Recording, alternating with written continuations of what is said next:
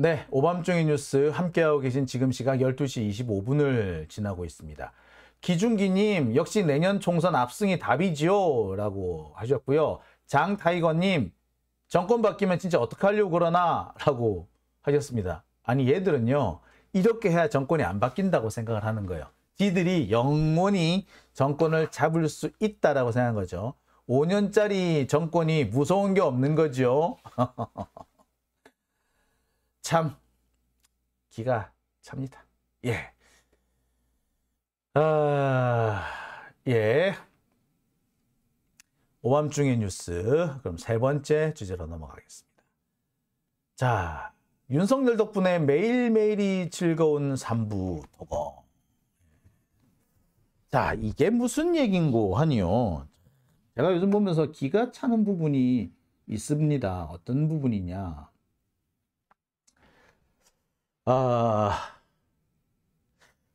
제가 엊그제 우크라이나 관련 예산이 8배가 증가했다라는 말씀을 제가 전해드린 바가 있습니다. 올해 600억 정도에 불과했던 우크라이나 지원 예산이 내년에는 5천억 원으로 늘어납니다. 계산을 해봤더니 9배는 조금 모자라고 8배는 넘치는 뭐 그런 상황이더라고요. 자, 그 소식이 전해지자마자 삼부토건 주식이 쭉쭉쭉쭉 올라갑니다. 야, 이걸 어떻게 알았을까? 우크라이나 지원 예산 8배나 늘린다는 거. 사실 이거 보도자료를 따로 뿌리지 않으면 알 수가 없는 내용들이거든요. 왜냐하면 이 예산 항목만 봐가지고는 잘 알 수가 없어요. 그리고 예산안 같은 경우에는 이렇게 예산 관련 설명서가 나와도요, 그거 참 읽는데 시간 많이 걸리거든요. 그러니까 쉽게 보도하기가 어렵습니다. 그런데 예산안이 나온 지 얼마 되지도 않아 가지고 우크라이나 예산이 훅 늘었다. 그러니까 대형 재난이라든지 인도적인 이런 사태 지원 예산이 뭐 꽤 많이 늘었대요. 그러니까 한 4,800억 정도가 늘었는데 그 늘은 거의 대부분이 이 우크라이나 예산이더라고. 다른 예산은 올해 살짝 줄었고 우크라이나 지원 예산이 확 늘어나는 바람에 이 외교부가 쓰는 그 대외 지원 예산이 뭐 대형 재난이라든지 참사라든지 이런 것이 벌어졌을 때 지원하는 예산, 그 예산 규모가 다른 것만 빼면 다른 것만 하면 살짝 줄었는데 우크라이나 예산이 확 늘면서 전체적으로 푹 는 것처럼 보이게 만들어져 있더라고요. 자, 그 소식이 전해지자마자 삼부토건 주식이 지금 연일 상승 곡선이에요. 거의 상종가까지는 아닌데 주주주주 치고 올라가. 사실 제가 몇 차례 말씀드렸습니다만 이 삼부토건은요, 이 주식이 오를래야 오를 수가 없어요. 아무리 호재가 있다고 해도요, 이 삼부토건이 이게 망하고 이 주인 바뀐 지 얼마 되지 않은 회사예요. 특별하게 사업이 제대로 진행되는 게 없습니다. 아직까지 크게 뚜렷한 실적이 없어요. 뚜렷한 실적이 없기 때문에 이 삼부토건 주가가 오른다? 사실 좀 문제가 있어요. 그런데 계속해서 삼부토건 주가가 오르락내리락 합니다. 실적이 부진한데 왜 주가가 오를까 봤더니 그때 삼부토건 주가를 올려주는 테마가 있더라 이거야. 맨 처음에는 이낙연 테마였고 그 다음에는 윤석열 테마주고 그런 다음에 다시 우크라이나 테마주에서 또 치고 올라갑니다. 테마가 끝날 때쯤 되면은 주식은 다시 밑바닥으로 내려와요. 원래 이 삼부토건 주식이 한 1,000원대였는데 뭐 1,000원이 안 돼가지고 800원대까지 떨어지기도 했는데 이 테마가 뜨면은 5,000원대까지 오르기도 합니다. 그러다가 다시 쑥 내려가서 한 1,500원 정도 내려오면은 또 뭐 새로운 테마가 등장하면서 다시 4,000원, 5,000원 올라가. 시간이 지나면 그 테마도 빠지겠죠. 에이, 아니네. 쑥 빠지는데 1,000원대로 내려오면은 또 새로운 테마가 뒷받침해서 푹 올라갑니다. 그렇게 이낙연 테마, 윤석열 테마, 그 다음에 우크라이나 테마로 해서 올라가요. 이 우크라이나 테마는요, 작년부터 한 3번 정도 이렇게 훅 치고 올라갔다가 쑥 빠졌다가 훅 치고 올라갔다 빠졌다 그래요. 자, 이게 재밌는 게 주가라는 게 그렇지 않습니까? 쑥 치고 올라갔을 때 대주주라든지 뭐 이렇게 주가 조작 세력들이라든지 이런 사람들은 주식을 확 팔아요. 그럼 팔면 어찌 된다? 예, 자기들은 고가에 돈을 남길 수 있지. 그런데 얼마 지나지 않아서 주식이 빠져요. 그러면 저가에 또 사. 그래 다시 테마를 터트려서 그 상한가까지 쭉 끌어올림, 주가를 끌어올린 다음에 또 팔아. 요런 걸 벌써 최근 들 한 몇 년 사이에 한 5번을 해먹었더라고. 전형적인 주가 조작이에요. 테마가 있으면 쑥 뛰어올랐다가 테마가 가라앉으면 다시 원래대로 내려왔다. 자, 이 상황에 의해서 개미들은 엄청 피해를 봤을 거예요. 테마를 터트리는 애들은 분명히 이걸 엄청난 이익을 봤을 거고. 그런 상황이 계속 반복됩니다. 자, 작년에 작년 5월 달부터인가 이렇게 그 우크라이나 테마 때문에 쑥 올랐어요. 그러다가 작년 하반기로 들어갈수록 이게 다시 테마가 빠졌다가 올해 들어와가지고 또 이게 우크라이나를 타고 또 상승합니다. 5월 달에 크게 한번 상승했다가 7, 8월에 조금 내려왔다가 이번에 또 치고 올라가요. 8월 동안 계속 8월 내내 하락세였어요. 그래서 2,000원대까지 쭉쭉쭉쭉 빠지다가 8월 말 8월 31일부터 갑자기 또 확 치고 올라갔어요. 그래 지금 오늘 주가가 어디까지 올랐다? 4,000원 넘었어요. 2배 남긴 거지 벌써. 2,000원대 산 애는 지금 2배 남긴 거야. 이 상황이 지금 계속 반복되고 있어요. 삼부토건 안 즐겁겠어? 근데 삼부토건 주가가 우크라이나 때문에 올랐던 그 시기마다 무슨 일이 있었다? 윤석열 정권에서 우크라이나 지원한다고 팡팡 터트린 거야. 지난 8월 달에는 무슨 일이 있은 줄 아세요? 대놓고 삼부토건 대주주가 유상증자를 해요. 유상증자 주식을 팔어. 그 무렵에 무슨 일이 터졌다? 윤석열이 우크라이나를 한번 갔다 오지. 또 확 치고 올라가는 거지. 주가가 주가 조작 의혹 이런 게 막 퍼지고 그 당시 그때 그런 조작 의혹이 실제로 보도되고 했는데 그래서 주가가 빠질 때쯤 됐는데 갑자기 윤석열이 우크라이나를 갔다 오면서 주가가 또 확 뛰어요. 그런 상황이 지금 계속 반복되고 있습니다. 삼부토건 안 즐겁겠어? 그것도 즐거운데 이번에는 예산까지 올려주시네. 아우 즐거워라. 계속 오릅니다 지금. 자, 9월 1일 시황을 한번 볼게요. 삼부토건이 거래량 1위였어요. 매수 1위였어. 8월 31일, 9월 1일 이틀 연속 상승세였습니다. 8월 달 내내 내려박다가 갑자기 이 8월 31일, 9월 1일 확 치고 올라가요. 그 이유는 뭐였다? 정부 예산이 늘었다는 것 때문에 확 치고 올라간 거예요. 자, 오늘 상황을 한번 볼까요? 자, 오늘 거래량 상위 종목에 뭐가 포함이 됐다? 삼부토건이 포함이 됐다. 6.15%가 오른 4,140원까지 올랐다. 거래량은요, 6,319만 주, 6,300만 주가 거래가 됐어. 이게 어느 수준이다? 삼성전자보다 거래량이 많아요. 삼성전자가 2,600만 주 거래가 됐는데 삼부토건은 6,300만 주, 약 2.5배가 거래가 된 거죠. 우와! 삼성전자 거래량의 2.5배가 거래가 된다고? 이야! 놀랍지 않습니까, 여러분? 이런 일이 삼성전자보다 거래가 많이 되는데 이 주식이 얘기했듯이 몇 년 전에 부도 나가지고 그 기업이 주인이 바뀌고 기업 회생 이런 거 했다고. 지금도 완전 정상화된 상태가 아니에요.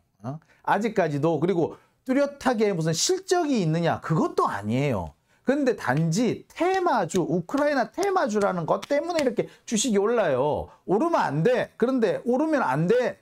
라고 사람들이 좀 알아채고 정신을 차릴 무렵쯤 되면은 꼭 그때 무슨 일이 터진다? 정부가 대놓고 지원해 주는 거야, 우크라이나를. 그때마다 삼부토건 주식이 올라요. 자, 차트를 한번 볼까요? 쭉 내려왔다가 이렇게 쭉 치고 올라갔죠. 자, 오늘 차트 한번 볼까요? 예. 이게 최근 6월 달부터 차트입니다. 5,500원까지 올라갔다가 내려갔다가 다시 오늘 4,000원까지 올라옵니다. 자, 오늘 주식 거래 상황입니다. 삼부토건은 오전에 장 개장했을 때 살짝 내려갔다가 계속 치고 올라가죠. 심지어 장외 거래에서도 가격이 올라요. 자, 보도 내용이 이렇습니다. 삼부토건은 우크라이나 관련 예산이 늘린다는 소식이 호재로 작동해가지고 매수 1위를 기록합니다. 특히 외국인들이 대거 사들이고 있어요. 자, 근데 외국 사람들이 왜 삼부토건을 사들이지? 지들이 뭘 한다고? 사실 제가 볼 때는 검은 머리 외국인이라고 봐도 과언 아니에요. 뭐 거의 그렇게 보입니다. 그러니까 어쨌거나 지금 현재 외국인을 비롯해서 주가 조작 세력, 외국인을 빙자한 주가 조작 세력들이 대거 많이 붙어 있는 상태인 거죠. 이 상황을 윤석열 정권이 계속 도와주고 있는 것이라고 해도 과언이 아닌 겁니다. 자, 또 기사 하나 보실까요? 이런 기사도 나왔어요. 삼부토건 주가 급등, 기업인 대거 우크라이나 방문. 우크라이나 재건주 봄날이 햇살 삼부토건 그러면서 우리나라 기업인들이 우크라이나를 방문한다는 소식이 전해지면서 대거 가격이 올랐다라는 보도가 나갑니다. 사실 우크라이나 테마주라고 해도 이 우크라이나 관련된 소식이 그닥 최근 들어서 좋은 얘기가 없었잖아요. 우크라이나가 대대적으로 공세를 펼쳤다. 그리고 그 무렵에 윤석열이 이 우크라이나를 방문했다. 그래가지고 푹 치고 올라갔는데 그 얼마 못 가서 다시 주가가 내려앉습니다. 왜? 우크라이나에서 들리는 소리가 조만간 재건 사업이 들어갈 수 있다라는 희망적인 내용보다 전황이 끝없이 길어지고 있다. 언제 끝날지 모르겠다. 미국이 여기에 돈을 때려받고 있는데 유럽이 우크라이나를 계속 지원해 주고는 있는데 아무래도 이게 우크라이나가 전세를 뒤집기는 어려워 보인다. 라는 보도가 훨씬 많아요. 아니, 객관적으로 그렇잖아요. 6월 하순에 벌써 우크라이나가 대공세 반격을 들어간다고 했는데 지금 8월까지 우크라이나가 진격한 거리가 10마일이래. 10마일. 두 달 동안 10마일. 못 움직인 거예요. 그 정도면은. 10마일이면요. 제가 볼 때 한 17km 정도 되거든요. 17km 정도면은 사실은 뭐냐면 공격을 하기 위해서 적진에 가까이 바짝 붙은 정도예요. 이게 10마일 정도인 겁니다. 이게 진격한 거예요. 우리나라 같은 경우에 그 남북한이 대치를 하고 있지 않습니까? 그래서 이게 뭐냐면은 북한이 만약에 공격을 했을 때 어떻게 할 거냐에 따라 가지고 이게 방어선이 정해져 있습니다. 그래서 페바라 그래요. 그걸 페바. 그래서 계획되어 있는 철수선이 있어요. 그러니까 현 위치를 고수하는데 자, 현 위치 고수가 어려울 경우에는 어디까지 물러나라. 이게 페바 라인이라 그래요. 페바. 군대 갔다 오신 분 아실 거예요. 페바, 알파, 베타, 감마 이렇게 감마, 베타, 알파, 베타, 감마, 델타 이렇게 A, B, C, D 이렇게 4개 선이 있어요. 정해져 있어요. 이렇게. 자, 그런데 페바, 알파에서 베타 사이의 거리가 약 한 4, 5km 정도 돼요. 직선으로. 그래서 지금 휴전선에서 하면은 현 휴전선 거리에서 페바 감마 정도가 세 번째 페바 라인이 한 10km 정도 됩니다. 그러니까 결국에 뭡니까? 1차 공격 목표를 통과하지 못했다는 얘기죠. 그러니까 이 페바 라인이 계속 유지가 되면은 북한이 설령 공격했다 하더라도 현 전선이 그대로 유지되고 있는 상황인 거예요. 방어 태세에 아무 이상이 없는 상태인 거야. 계획적으로 물러났다가 계획적으로 몰고 갔다 하는 그런 상황인 거예요. 전선이 무너졌다라가 되려면 이 페바 라인이 다 무너져야 돼. 그래서 뒤로 훅 물러서 가지고 새로운 이 전선을 그어야 되죠. 이 상황이 돼야지 진격을 한 겁니다. 그런데 10마일을 전진했다라는 건 뭘 의미하느냐? 사실상 진격을 거의 못했다라는 것을 말하는 거예요. 즉 공격을 하기 위해서 바짝 적 앞에 갖다 붙어 섰다. 이 정도가 한 5, 6km 정도 나올 거예요. 그래서 여기서 한 10km 정도 더 밀고 가긴 했지만 사실상 현 전선이 그대로 고착돼 있다는 상태예요. 자, 이런 보도가 계속 나오고 있으면 누가 보더라도 우크라이나 재건주 뭐 삼부토건에서 확 몰려갔다가도 에이 아니네 빠져나오겠지. 그럼 주식이 떨어져요. 그럼 떨어질 때 되면 또 새로운 테마가 공급이 되는 거예요. 이렇게 될 수는 없죠. 이런 경우는 참 드물어요. 이거 조작극이야 이거는. 자, 이번에 8월 내내 죽쓰던 계속해서 하락하던 그 삼부토건 주식이 갑자기 8월 말 9월째 오른 이유는 뭐? 바로 이것 때문에 이거예요. 원희룡이 기업인들 데리고 우크라이나를 방문한대요. 이 기사가 나면서 확 올라간 겁니다. 그리고 여기 플러스에서 예산 8배 늘었다가 또 확 올라가. 사실상 대한민국 정부가 주가 조작을 지원해주고 있는 거나 다름없어요. 이거 사실 뭐 공범이라고 해도 과언 아니에요. 근데 이런 상황이 언제부터 진행이 됐다? 작년부터 계속 반복되고 있는 상황이더라. 정부가 앞장서서 이 우크라이나 테마주를 계속 띄워주고 있어요.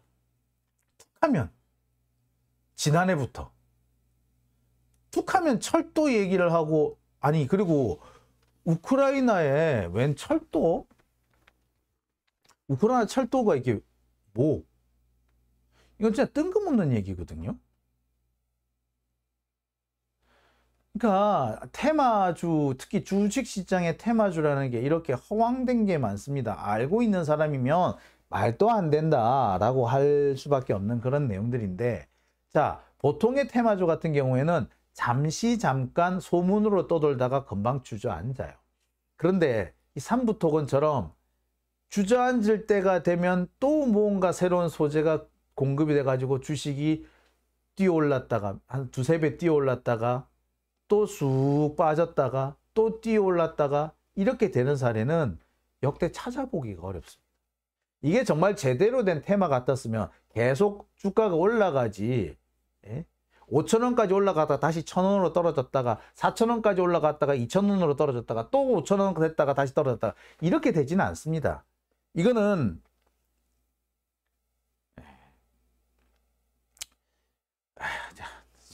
조작이 아니고서는 설명이 안 되는 거예요.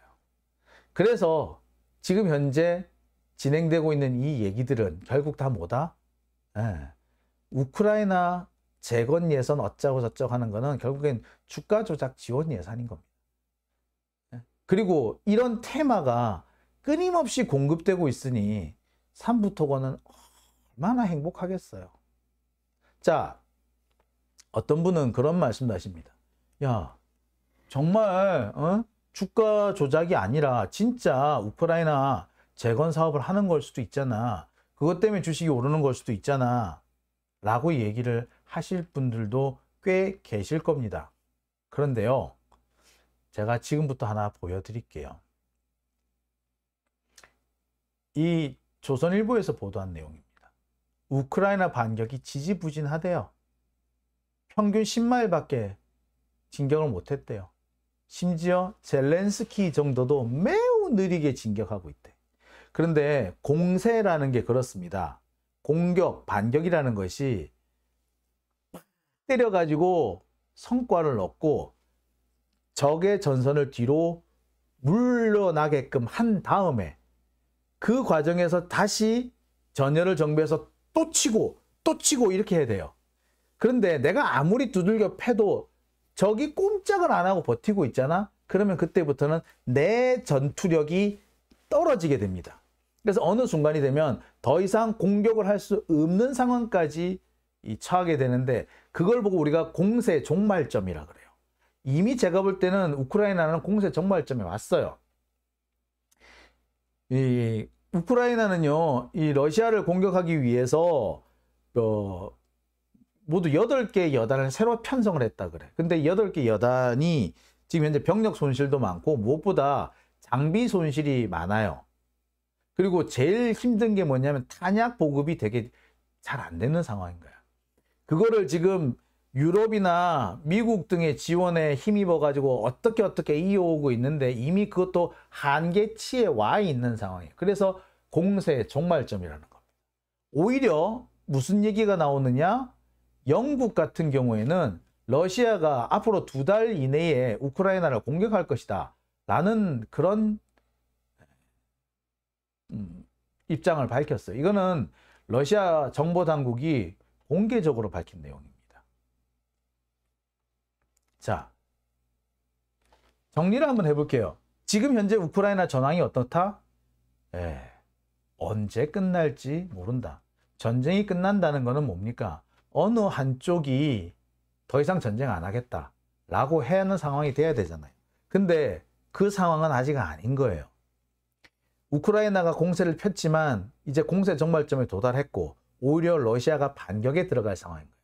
공격했다가 물러나고 반격하고 또 물러나고 이 상황이 공격과 반격이 반복되는 상황이 지금 들어간 거예요. 지리한 공방전이라고 이렇게 부르죠, 우리가. 지리한 공방전, 현 전선에서 왔다 갔다 이 상황이 계속되는 거예요. 러시아는요 한 10마일 정도 후퇴했다고 하는데 이 10마일을 만회하기 위해서 공격을 할 거예요. 그걸 준비하고 있는 거예요. 재밌는 거는 뭔 줄 아세요? 러시아도 그렇고 우크라이나도 그렇고요. 처음 전쟁을 시작할 땐 진짜 개판이었어. 양쪽 다 개판이었어. 왜 러시아 군인들이 장갑차를 막 버리고 운전할 줄 몰라서 버리고 오거나 진창에 빠져 뭐 처박고 오거나 보급이 제대로 안 돼가지고 우크라이나 그 다른 마을에 가가지고 밥 얻어 먹거나 뭐 이런다는 그런 우스갯소리 들으셨죠? 근데 그거는 뭐 러시아뿐만이 아니라 우크라이나도 좀 비슷했던 모양입니다. 그러니까 한마디로 양쪽 다 당나라 군대였던 거지.